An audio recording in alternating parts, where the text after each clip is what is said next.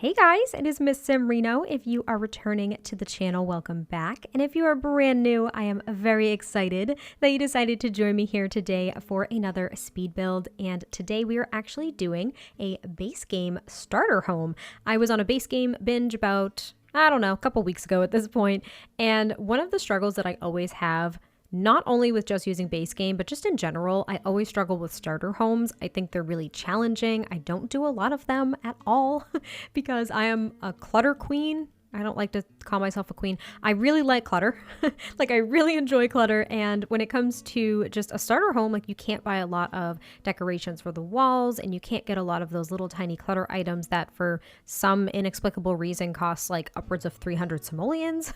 I'm thinking of like the notebook that lays open from base game. It may not be around 300, but like, it's pretty expensive for it just being a notebook. So yeah, I decided to kind of challenge myself and try to do a couple of base game starter homes because I'm having a lot of fun just pushing myself out of my comfort zone recently. And this one in particular, I really like because of the landscaping. I want the starter home, at least this one, and I think I did one other one. I really want them to blend in with the world nicely. It's a little bit challenging because I was thinking about this.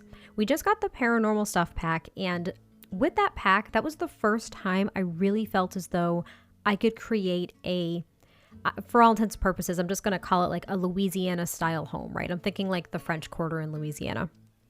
And this was kind of the first time with the paranormal stuff pack that I felt as though I could achieve that look. So I went back to try to build this like base game starter, and I just felt as though I could not do it. I couldn't be balling on a budget. I couldn't do it. The windows were really expensive.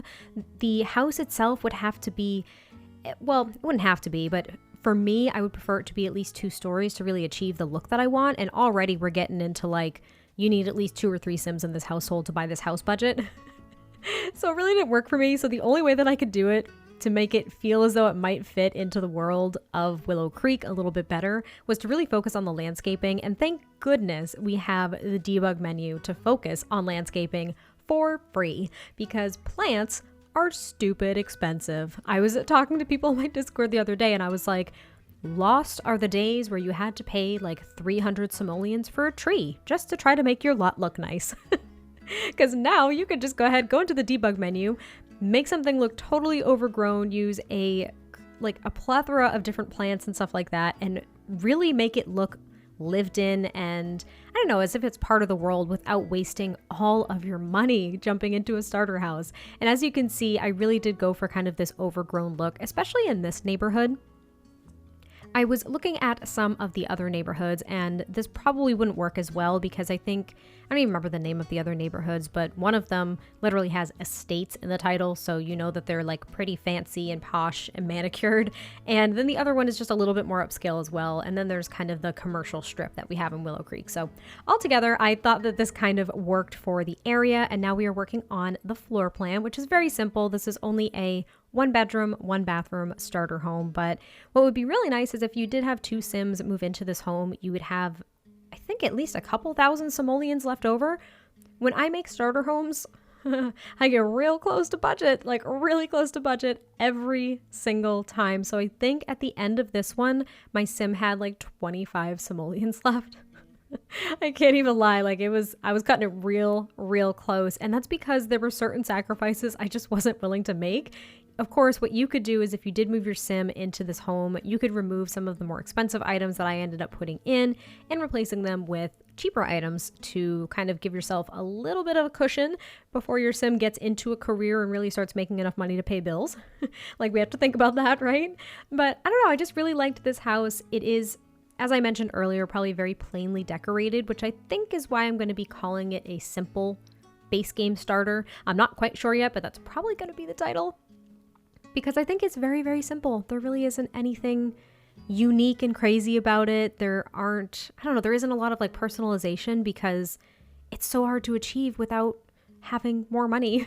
But as you can see, I swapped out the countertops and the cabinets here. So right off the bat, like, you could swap out those cabinets and countertops with a cheaper version and save your Sims a handful of simoleons. That would be really good. You could also get rid of the TV stand. I didn't even realize this. Okay, so bear with me. I should have been paying attention to this, but that TV stand, I was just thinking, oh, base game, it's all cheap, right? Like, that's really stupid to think because there's a lot of expensive stuff with base game, and that TV stand was like almost 400 simoleons. Like, I did not need to use that TV stand. I just got sucked into this mode of it looks good for what I'm trying to achieve, and I totally didn't focus on the price tag. So I'm super embarrassed about that because that TV stand's very expensive, and I could probably swap it out with something else and, I don't know, try to buy some more decorations for this home in particular, but it still came out okay. So hopefully you guys like it. And the living room is a little bit awkward, but I kind of enjoyed it because it was different than the usual way that I set up my living rooms.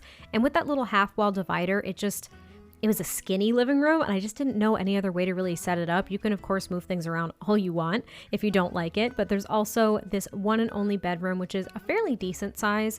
I think if I really, really tried, I probably could have made this a 2-bedroom. The second bedroom would have been really small, though.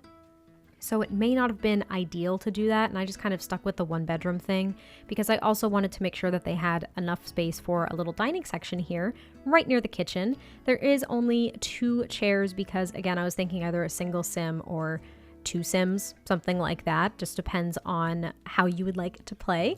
And what's really great too is that those super subtle saucer lights, that is such a mouthful, those are only 50 simoleons each. They are actually, I think, if we're looking at base game, they are the cheapest overhead light that you can buy, and they provide the best light.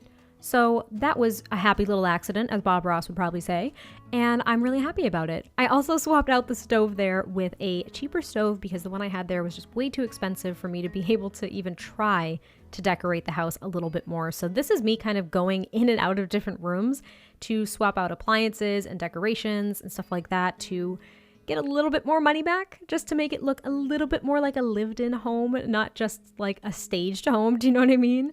And I also use the tool mod just a little bit to lower that mirror down because it's so high up on the wall and I don't understand why.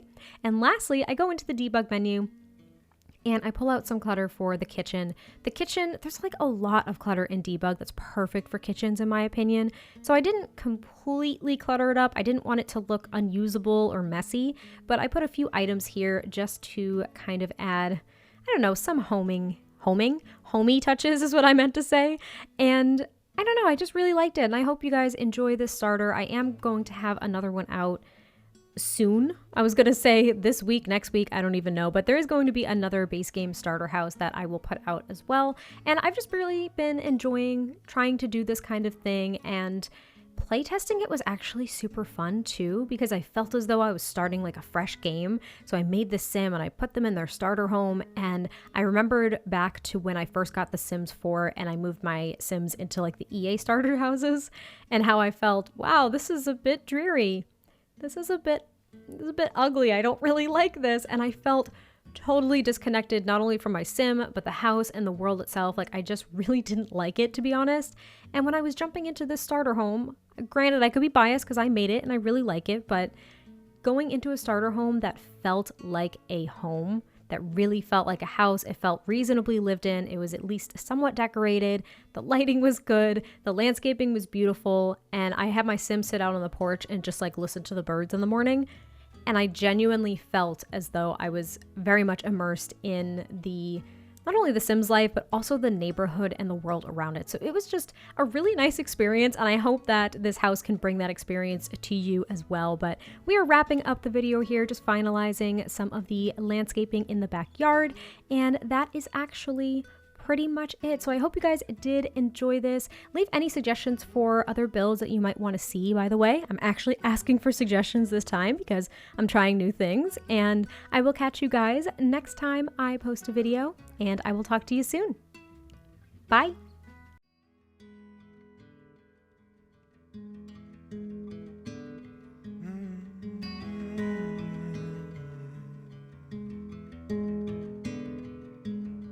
Arizona garden, stucco in the heat.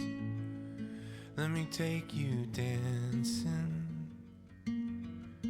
Let me get you on your feet.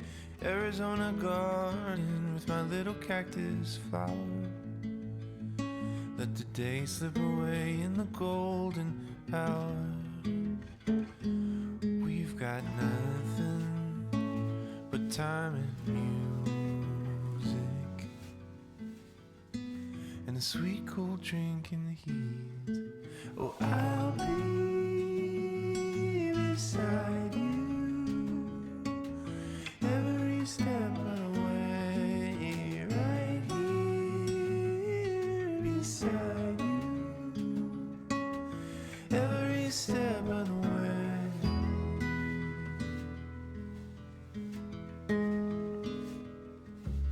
Prickly pear in a sandy bed, holding you heals me, but loving you hurts my head.